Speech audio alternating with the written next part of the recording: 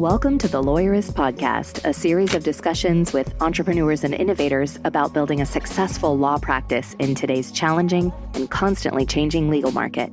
Lawyerist supports attorneys building client-centered and future-oriented small law firms through community, content, and coaching, both online and through the Lawyerist Lab. And now, from the team that brought you the Small Firm Roadmap and your podcast hosts. Hi, I'm Stephanie Everett. And I'm Zach Glazer. And this is episode 499 of the Lawyerist podcast, part of the Legal Talk Network. Today, Sara talks with Labster Tim Atler about his journey from law firm to solo. Today's podcast is brought to you by Posh Virtual Receptionists. You'll hear Zach's conversation with them in just a few minutes. So, obviously, 499 means our next episode is 500. Yeah, huge. Did we know that? Yeah. Did we plan anything? Is there anything coming up, Stephanie? Yes, but you're going to have to wait till next week to listen. So we do have something really fun scheduled for next week for episode 500. But maybe as we kind of lead into that, I'm kind of curious, Zach, do you have one or two maybe favorite podcast moments from the first 499? Oh, man. Personally, I think my favorite thing was talking to Dr. Temple Grandin about the different ways that people think and how we can use different people's mindsets and perspectives to our advantage as a team. But I think my favorite moment with Dr. Grandin was she reminded me of talking to my grandfather because he was just so direct and she was so direct. And then obviously, I think our Father's Day episode from, 2 years ago, I got to interview my dad about our law firm and about succession planning.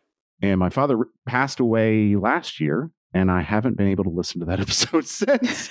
So I will probably, hopefully by the time this one airs, I will listen to it again. But it is a very special thing that I have, very special moment that I was able to share with my father, who is also an attorney and was my mentor as an attorney. Yeah.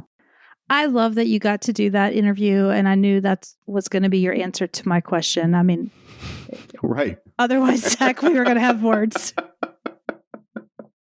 Right. But fair that you haven't listened to it yet, but I think it's really cool that it's preserved forever, right? Yeah, that conversation. Amazing. Yeah. Mm-hmm. So that's really cool, but also you guys shared really helpful information, because I think a lot of us do forget that succession planning piece. And I know I'm doing some work on it right now for some new course content in lab.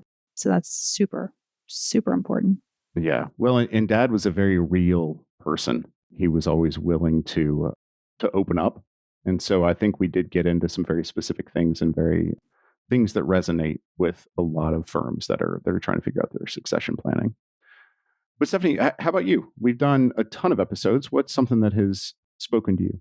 Yeah, there's some that catch you by surprise, like when we did the workplace violence one, and I started to, I got emotional unexpectedly. So, I am glad that I'm able to share that vulnerability with the community, with our listeners. Yeah. And that was unexpected. I didn't know that was coming.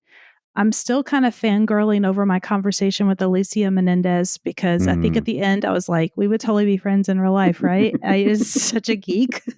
I really think we could be. I kind of want to, I see her on TV and I'm like, hey, there she is, my friend. Right. And then I just have a ton of moments of little nuggets of, I call back some of the episodes we do all the time for our Labsters and for people I'm coaching and teaching. It's like, hey, here's a section where we talked about how to give feedback to an employee, that I did. I'm looking at all the books on my shelf because I was so fortunate to interview so many business authors. And so I think about moments from those books, and it's just really cool. And I don't know, I'll say this again next week probably, but I'm just really proud that we were able to do the show the way we are, and that it's still going and people still find it relevant and interesting. That's pretty amazing. Yeah. It is. Well, now here is my conversation with our sponsored guest, and then we'll head into Sara's conversation with Tim.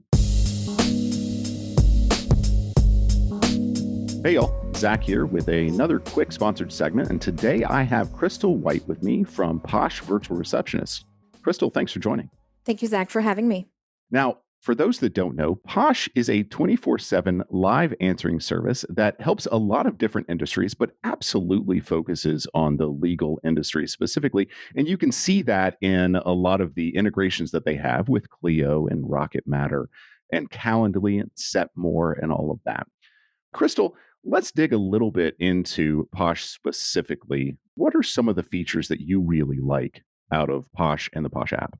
Absolutely. So, yes, we understand that lawyers often work beyond regular business hours. So, you're absolutely correct. Posh does offer 24/7 availability. So, we are happy to schedule appointments on your behalf. We do partner with Calendly, which makes that a seamless process, and other leading scheduling tools such as Setmore. We understand the value that Clio provides to our legal clients. So we have developed an integration that will take the information that our receptionist team captures and the contact details of your callers, and will direct that information directly into Clio so that you have all your information in one place. So I don't have to go into, the Posh web app and go and copy and paste and put that information into my Clio system. It's going directly in. Absolutely. It is a seamless behind the scenes integration that we have developed. Okay. And do y'all have that with others other than Clio? Yes, we have a direct integration with Rocket Matter as well. Then we are also able to partner with other CRMs using our integration with Zapier.com. Okay. Well, you also have Zoho, HubSpot, Salesforce, so it's beyond even just the legal CRM. So if there are attorneys out there that are using kind of some of the larger, not legal specific CRMs, you've got that as well. So talk to me about the app on the phone. What are we doing with that? How is that helping an attorney? So having that app in hand is almost like taking your office with you. You are able to determine when we are trying to reach you with new clients versus when we might just take a message for a callback.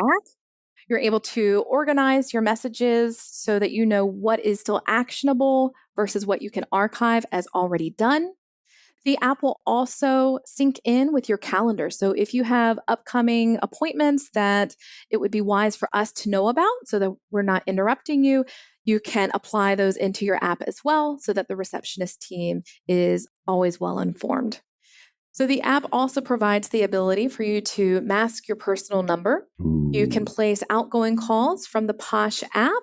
It will utilize your Posh service number as your caller ID, or you can register any phone number that you own to be used as your caller ID when dialing out from the app.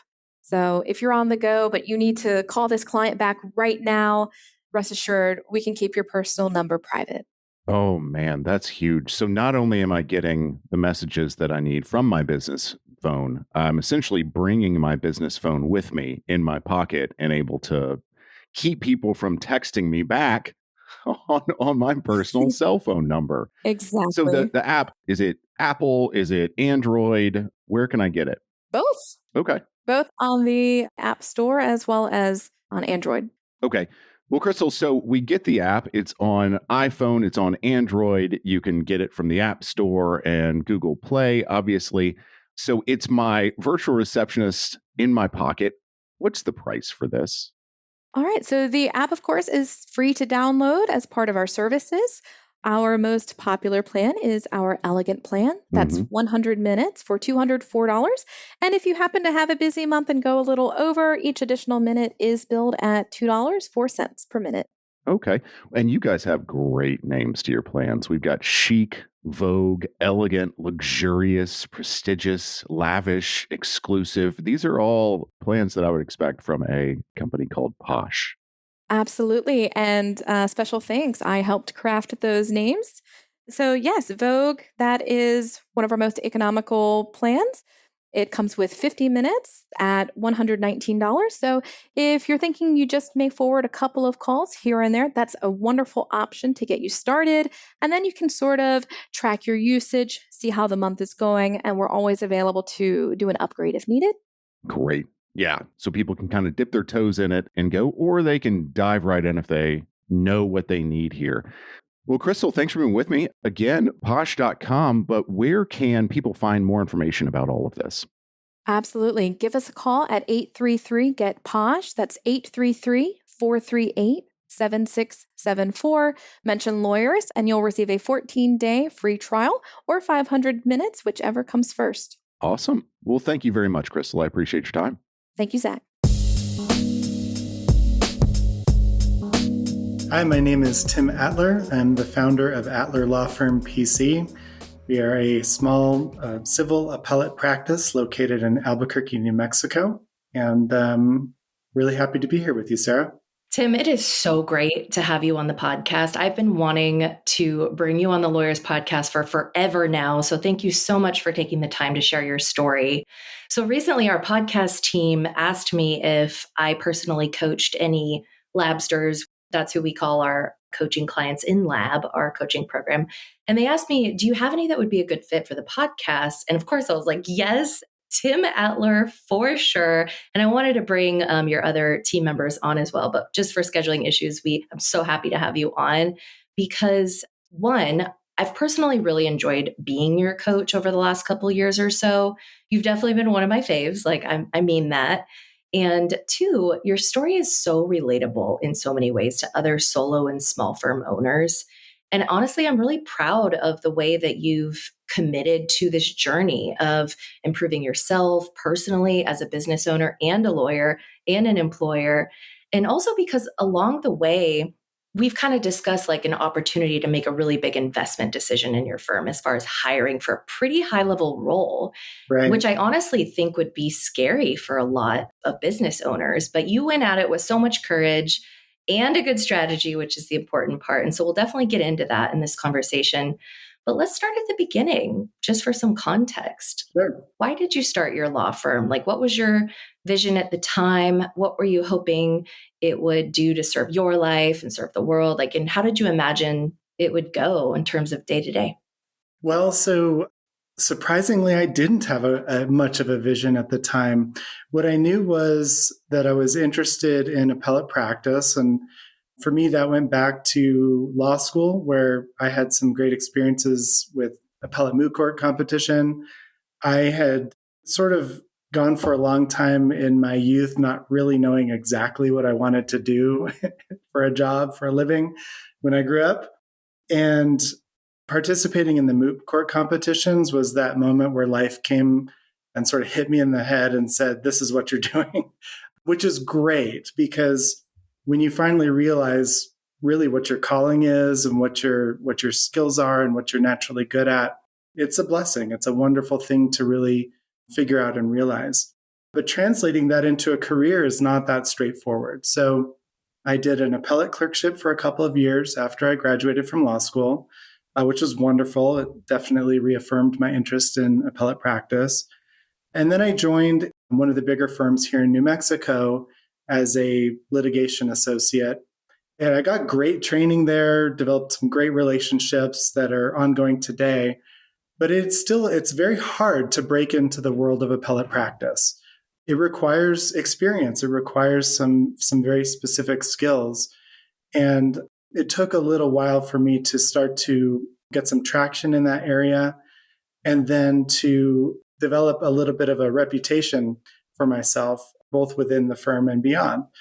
At some point, I became a shareholder at the firm, and I started to learn a little bit more about law firm economics and started to have a realization that my particular form of practice was very independent, very kind of self-sufficient, and not maybe well calibrated to some of the big infrastructure of a larger law firm and all of the kind of full service support that those firms provide.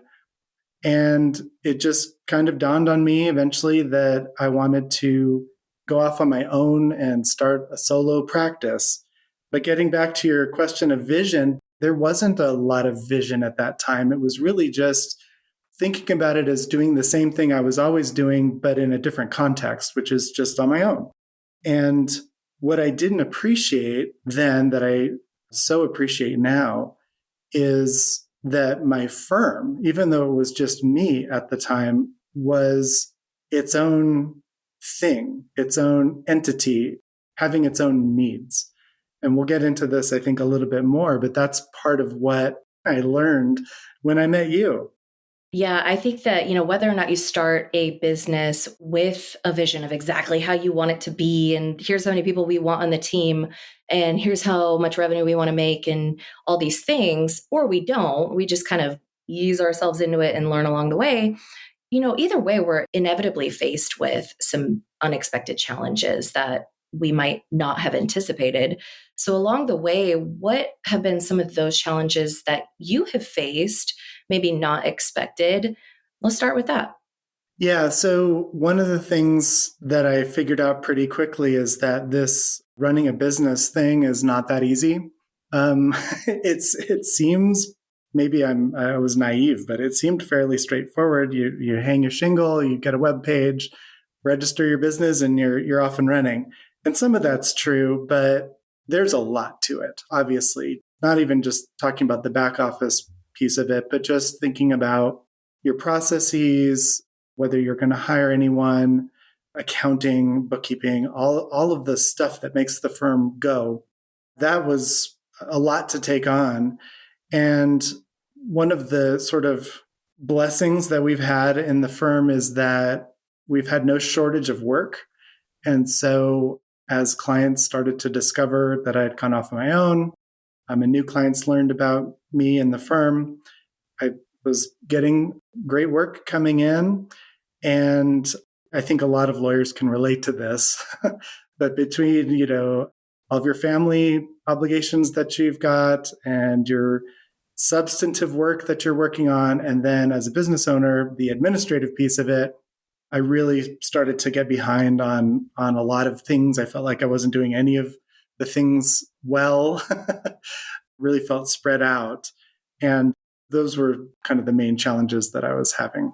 Yeah, for sure. I mean, there's so much, and you can just look at, if you go to the Lawyerist website, you can learn about the healthy firm model that we talk about and that we help you guys with in lab. And we've got tons of free resources on these different areas to help you. But it's you've got to think about your healthy systems and processes. Like you said, you have to think about how to be a healthy owner so you can show up for your business. You got to think about healthy clients and the client journey and communication with clients and all the things, healthy profits and finances and healthy teams, and just all these things that I honestly don't know how the average business owner, without some really solid systems and a structure to manage all that, can do it for as long as they do. I think that more than probably admit, feel like they're constantly keeping their head above water and trying to keep up with the legal work while trying to keep up with, tending to that business, which, like you said, is this living, breathing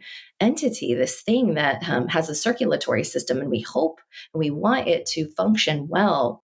But from your perspective, without even getting too personal if you want to, but what do you foresee other business owners, other law firm owners, without guidance? What do you think some of those barriers and weaknesses of other business owners in general could turn into if they don't address those things proactively and on an ongoing basis? Yeah, I think, a lot of lawyers will say that law school doesn't teach you how to run a business. And that's true. And, some folks, I think different people come to this profession with different levels of experience in, business acumen, I suppose. I was not one of those people. And so if there are others out there like me, there's a lot of self-doubt around that. It's okay, well, it's one thing to say I want to go start a solo practice, but then when you really start to respect the firm itself has needs and needs to be supported in order to give back to you and to be able to provide for the community and for clients, that you got to take it seriously and really put the work into it, so that you get a good result out of it. And it's so hard to do that without guidance. So, the internet can give you some things, and the internet is how I found Lawyerist to begin with. You start searching for small law firm business advice, and it's going to come up pretty quickly, pretty close to the top. And that's where you're going to get the structure that you're talking about with all the different points you raised, healthy team, healthy clients, all that stuff that is really well cataloged and well researched. And there's just such a wealth of information that you all provide. That's stuff that, we shouldn't be out there recreating the wheel on all that. But if you try to recreate that wheel, that's when you're going to find that unless, you just have some really incredible innate talent and knowledge, that you're going to burn out. And so, for me, it showed up in the form of getting behind on billing, keeping time and those sorts of things, because when we're really busy with substantive work, that's the priority. You've got to get the work done for the clients. And then, the billing can always happen later. But if you get caught on the treadmill going too fast, that can really build up and be a problem. That's kind of how it manifested for me. And so, there definitely came a point where I just could not do it anymore without some help. Yeah. And I think that at some point, everyone who can relate to you, who has a solo or small firm practice, realizes that at some point, something's got to give, something's got to change. And I'll say this, they need to decide to do what they've never done before in order to get what they've never had. So for the listeners, let me repeat that. If you want what you've never had, you have to be willing to do what you've never done. So Tim, tell me more about that turning point for you, which eventually led to that decision to join Lab and work with a business coach. And at what time did it seem like a no-brainer for you? And also, did you have fears going into this? Were there specific things you were hoping to achieve from it? Absolutely. For me, it was a scary choice, I guess both scary and exciting. Like I said, I got to kind of a point where, burnout was going to be a real problem. And if you're going to burn out, then you have to ask yourself, why are we doing this? But I love my work. I want to keep doing my work. And I somewhere deep down saw, a seed of hope for this firm where it could be the context in which I could really reach my potential and grow a team that could share that with me. So I had known about Lawyerist for a while. I had listened to the podcasts, which are awesome. They're so helpful. So, I'm very excited to be here because you drank the Kool-Aid from day one. I'm a longtime listener, first time caller or a guest, I suppose, but so helpful. And so I knew, having listened to those, that there's value here and some help to be found. The fear was, okay, well, if I bring someone on to help me, they're going to see that I don't have my act together. And that's hard. That's risky. It's a little scary. Then the other little piece of me, if I'm being totally honest, is a fear, probably didn't even realize it at the time, but a fear that even if I get coaching, what if I still don't improve?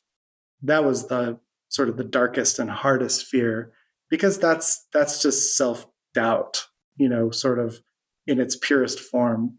But I didn't let that control my decision. I went ahead and reached out to you all, and kind of following up on what you were just saying about if there's something you want, you need to do something to go get it. I feel like that's very true. I feel like when you have a need or hope or a wish, a vision, and you reach out to the universe and say, I want this, and I'm going to do something, put things into motion to make it happen, sometimes the universe comes back to you and says, okay, here we go. What the universe gave me was Sara. Oh, well, the universe gave me you too, Tim. No, the universe did a great job. So high five to the universe. And, I'm going to sing your praises a lot here, and I hope you don't mind. I'm just glad we're not showing video, because I'll be blushing the whole time. Yeah. Go ahead. Carry on. So I didn't even realize it at the time, Sara, how important bringing you into my world was going to be for my development as a business owner and just for this journey. You call it a journey a lot, and that's exactly what it is, because it has all these trials and struggles and successes. But one of the first things that you helped me understand was that the firm has its own identity, and to stop thinking about it as just sort of a little shell of, where I do my work or a hobby or just an extension of me. It's really its own thing. And then once I had that realization, you helped me see that, I started to realize all of the different things. I mean, it's sort of like good and bad news, right? All of the different things that need to be done to feed it and to help it grow and flourish. And so that can be overwhelming, because then it's like, okay, well, what I didn't know before was, now I know it and I want to crawl under my desk. But, those challenges, to see all of those things and to know what needs to be done, really is where the journey starts. And that, for me, was, again, the turning point to really take this thing off. Yeah. I mean, I can't even tell you how inspiring it's been, because you nailed it with the fears coming in thing. And I think that probably touched a lot of people's souls who are listening. I know it touched mine. I got the chills when you said that, because, I think that there is a level of ego that can get involved, that keeps people from doing the hard things they need to do in order to make any progress whatsoever. And you have been humble, you have been willing.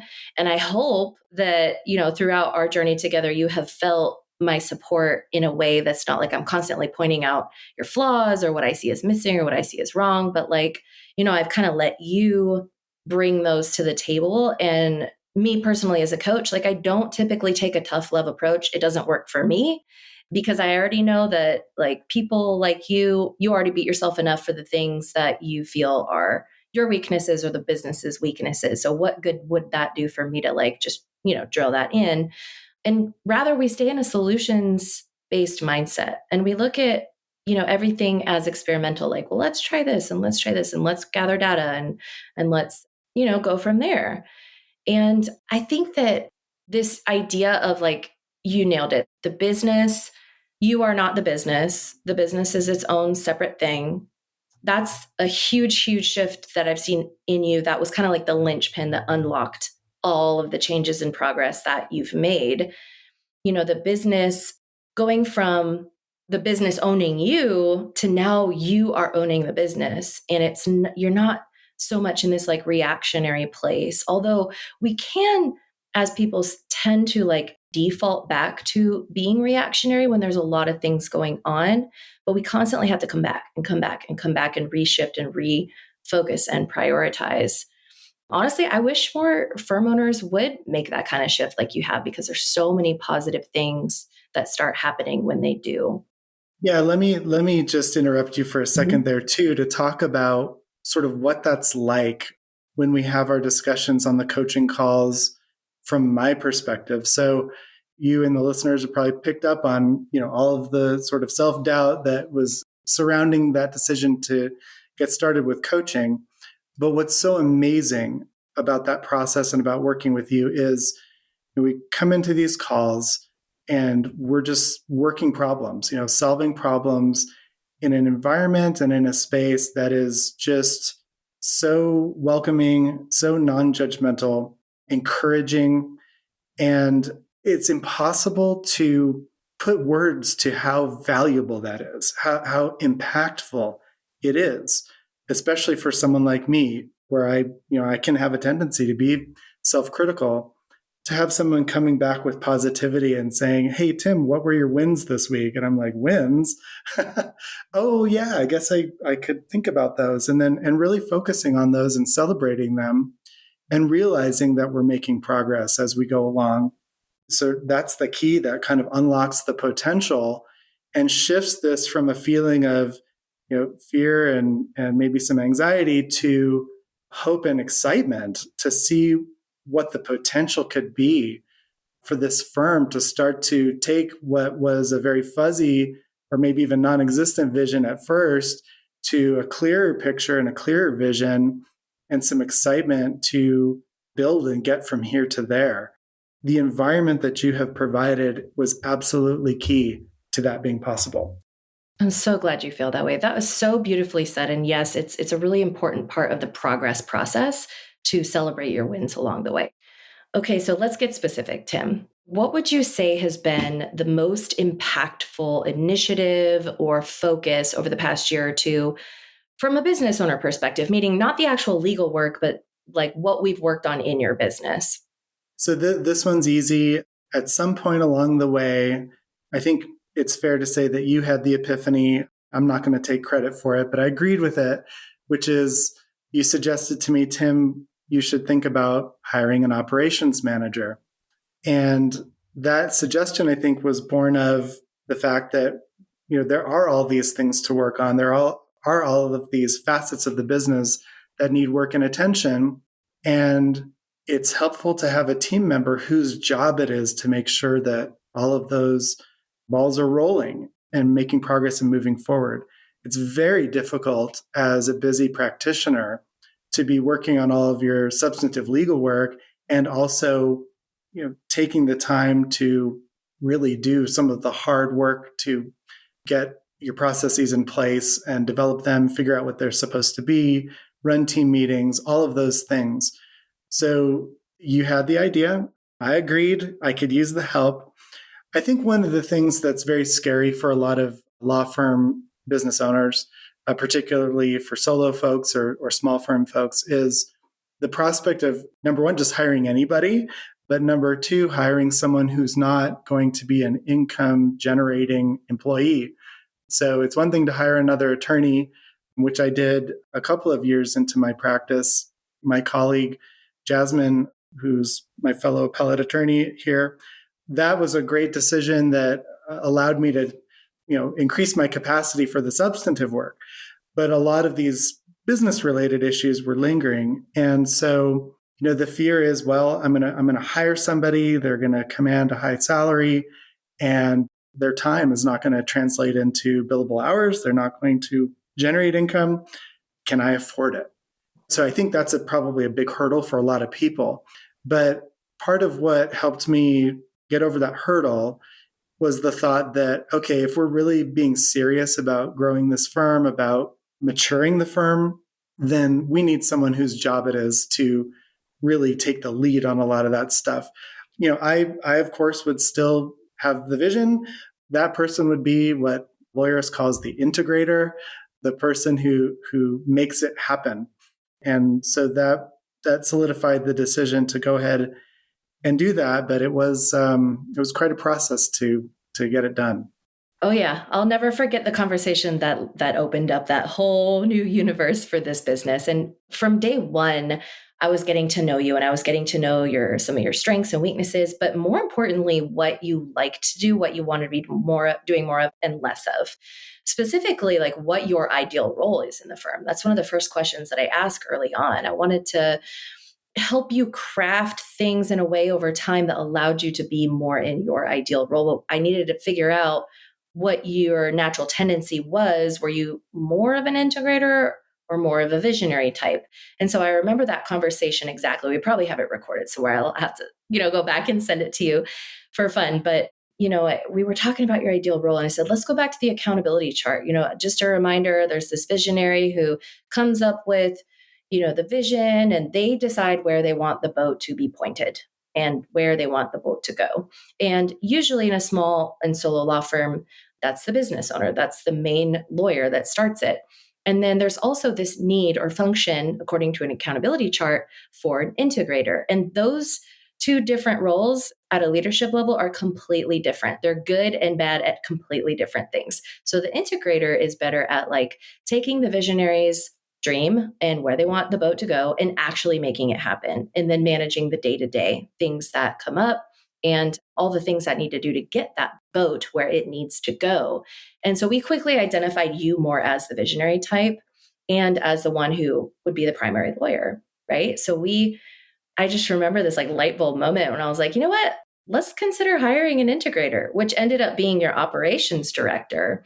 And like you said, that's such a scary role to hire for because it does not produce immediate revenue for the business. In fact, it's an investment where it kind of feels like taking 5 steps back, but it's going to allow you to take 50 steps forward over time. Exactly. So what were some of the things that did open up for you? How has it gone since we successfully hired for that role? I mean, Amy is amazing. She gets a shout out for sure.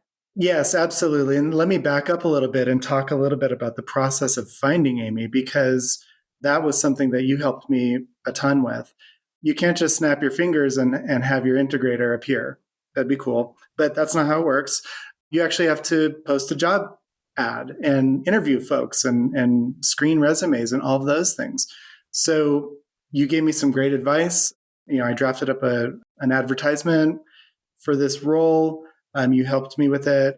One of the best things about it was I think it really communicated the firm's values. It communicated our personality. It really wasn't one of these kind of stale classified ads that just sort of says, looking for so-and-so, with 3 years of experience or whatever. It really communicated what we're about and what we're trying to do, and also what we're looking for. So the thing about it is I posted the ad and got this tremendous response. It was something like 100 applicants. Part of the problem there is that, sometimes the services that you use will cast a very broad net. And so some of those aren't serious people and you can weed them out pretty quickly. But out of the 100 or so applications, I think there were 20 that were, worth looking at. And then it was about another 10 that we ended up interviewing. Came down to a final pool of 3 where we had some follow-up interviews and they interviewed with the team. And ultimately, we landed on Amy. And I'm just laughing because this theme of the universe coming back with stuff, so the universe gave us Amy. And then I'm like, this is amazing. Yeah. Amy is fantastic. And so I got to be careful here because if I sing her praises too much, she's just going to take this clip and I'll never be able to tell her anything again. But she is amazing. So she has all of those skills that maybe aren't my strengths, which is these incredible organizational skills. She came from the banking world, so she has just an incredible amount of knowledge, has a business degree, and has just really brought all of her skills to this environment, which she hadn't worked in the legal profession before. She's not a lawyer, just so we're clear. Yeah, she's not a lawyer. She is a operations manager. And so one of the many cool things I think about that process was she saw the ad and in the process of interviewing with us, got to know us a little better and really resonated with our values and with our personality and what we're trying to do. And she thought that our practice area was interesting. This isn't, some folks may know a little bit about appellate practice and others may not. It's not for everybody. We're kind of a special breed of lawyer who we're very into legal research and writing and legal issues and how they affect the state of the law.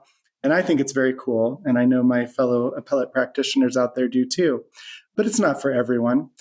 But Amy saw that and said to herself, I'm going to paraphrase for her, but something along the lines of, I'd like to help that business take off. I'd like to be a part of that. And so that was how we made that match. I mean, the fact that you found Amy and the fact that she had that desire to help your business thrive and grow and just blossom and to support the cause and the mission that you do says a lot about, you did a lot of things right in like the beginning processes, in getting real clear on what you were all about, what you were looking for, and making that very, very well articulated, like in the early hiring process. So I got to give it to you. You nailed it, Amy. It's like she's the perfect example of like what happens when you get clarity and you do things the right way from the get-go.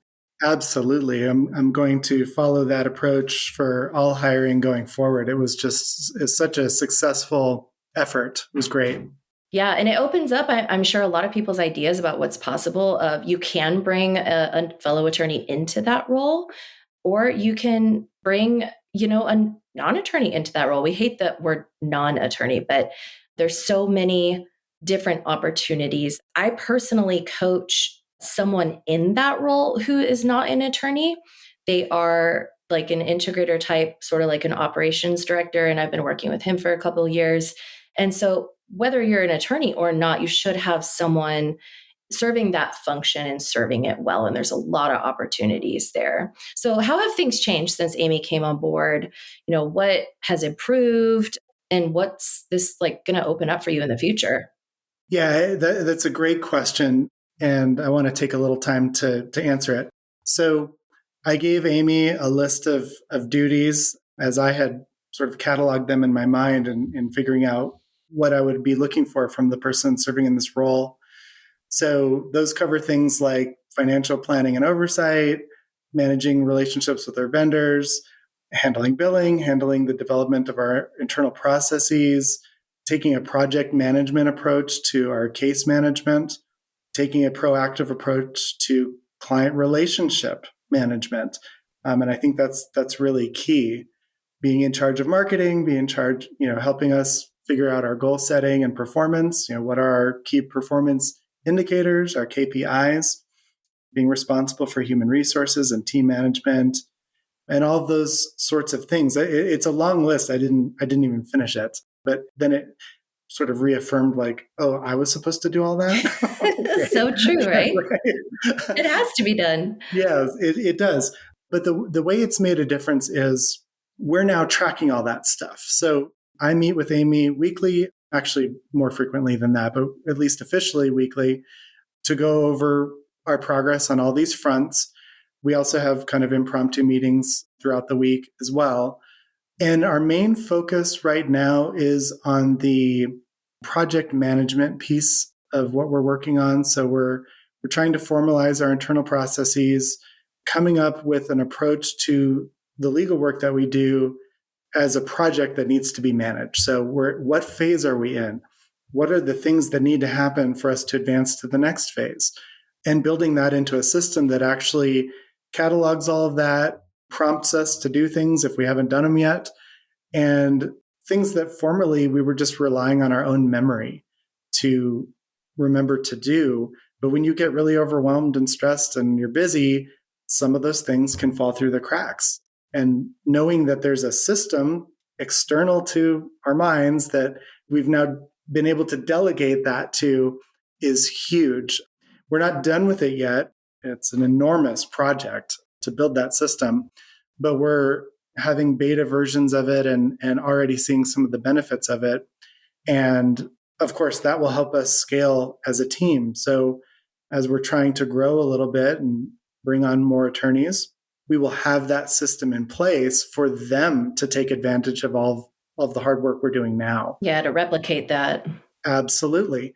And this is only within the first year. Amy started last July. We're not even a year in, and all of these things are just taken off. So I'm very excited having seen that and thinking, where's this going to go? This has the potential to be anything we want it to be. Yeah, I'm really excited for that too. I mean, I'm just blown away at, your humility, your willingness, and you're just really going at this and following the advice that your business coach has kind of given you at times, but really you've done all the hard work yourself. So we obviously know what hiring Amy has allowed you to do less of and not worry about so much, but what is it going to allow you personally to do more of in your ideal role? I like being a lawyer. I like doing appellate work. I like working with my clients and with co-counsel, trial counsel, just doing the substantive work. That's kind of where this all started, is I wanted to get into that appellate work and, sort of in some ways happened upon starting my own firm, but then realized, well, actually this thing could be really cool. So yeah, I think that as we develop those processes and workflows and formalize those things and polish them, that it really will just unlock all of our potential, where we can just start leveraging all of those tools to be more efficient, keep better track of our time. I think sort of the flip side of the coin of managing our time through a project management perspective is we can also enhance the client experience. So we can educate the clients about the appellate process and what the different phases are going to be, and then keep them informed about where we are, what's happening, what's coming up next. Those are all the same things that we're telling ourselves internally in terms of the work that we have to get done, but making sure that they're staying informed about that. One of the things about appellate practice that can be challenging for keeping the clients informed is there are usually big flurries of activity around a certain project, like drafting a brief. And then there's a lot of downtime between, waiting for the other side's brief or waiting for the court to come forward with the decision. And so the clients may not hear from us for months and months. And some are fine with that because we've told them that's what'll happen, but others are not. And they start to wonder what's going on. Did something happen and I haven't heard? And so focusing on the client experience a little more will help us kind of regularly check in with folks. Even if nothing's happening, we can say something like, hey, we're just checking in. We're still waiting for a decision from the court, but we'll certainly let you know as soon as we hear anything. In the meantime, let us know if you have any questions. I think that can be very reassuring. It's just like, oh, okay, yes, nothing's happening, but at least, I know they didn't forget about me or whatever. So that's, kind of a long-winded way of saying, I think all of these things are kind of working in tandem to improve our experience as the lawyers working in the firm, and then hopefully also improving the client's experience being on the journey with us through their cases, that they're seeing that we're pretty organized and keeping them informed along the way. Yeah. I mean, from my perspective, I have seen the fruits of that in good reviews coming in from your clients that you've shared with me. I've seen it, how it's impacted you personally and being less stressed and more focused and being able to dive into the work that you love to do with so much heart and focus and the right mindset, because you don't have to worry about all those things. So, I mean, great job. I'm so proud of you. Like, you should really be proud of yourself. Is there any final advice that you would give, just something short and sweet, to your fellow small firm owners who might have related to anything we've talked about? Absolutely. Don't wait. Don't hold yourself back, or more precisely, don't hold your firm back. If you're thinking you might benefit from coaching, make contact, get the ball rolling. I certainly didn't regret it. I think if I have any regret, it's not having done it sooner. Well, thank you for that, Tim. I mean, I appreciate that, of course. For those that are listening that want to connect and have a casual chat with me about, what's possible for your business, feel free to connect with me via email, which is Sara at Lawyerist.com. That's Sara with no H, Sara at Lawyerist.com. Of course, I want to hear from you. And I'll give this final advice that, I would kind of summarize the amazing ways or the reason why you've succeeded so well up to this point is because I think our success is entirely dependent on our willingness to fail as many times as it takes to get it right. And that's why we call this lab. We consider everything that we do in business an experiment. We form hypotheses, we experiment, we gather data, we revise, and we repeat this process over and over until we're closer to where we want to be. And Tim, I got to give it to you. You have embraced this mindset in your journey in lab. And, while it hasn't been easy at times, it's certainly paid off for you. So, you didn't let fear drive your decisions. You've been willing to embrace what's possible and make those tough decisions. So thank you so much. And Sara, I mean, I have to thank you from the bottom of my heart. This has been such an amazing experience for me. And so I really owe you a debt of gratitude for just bringing not only your skill, but just your generosity of spirit and just positive approach to coaching. And I'll also give a little shout out to your colleagues as well. I've had great coaching calls with some of the other coaches, just for whatever reason, if scheduling hasn't worked out. This is a group of superstars. And, by the way, folks, they're not paying me. He's just that generous. There is no cash-filled envelope, but I really mean that. I've had great coaching calls with some of the other coaches as well. But yes, Sara, I'm glad. Thank you for giving me this platform to really just thank you for all that you've done for me and for our firm. Well, thanks for all you do in the world, and I'm really excited to see what's to come. Thank you very much.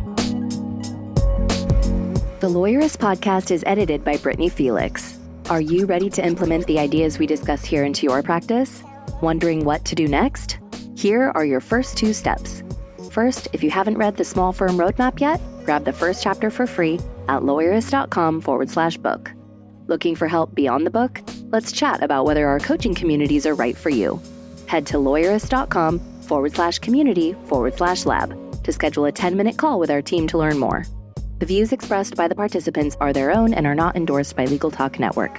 Nothing said in this podcast is legal advice for you.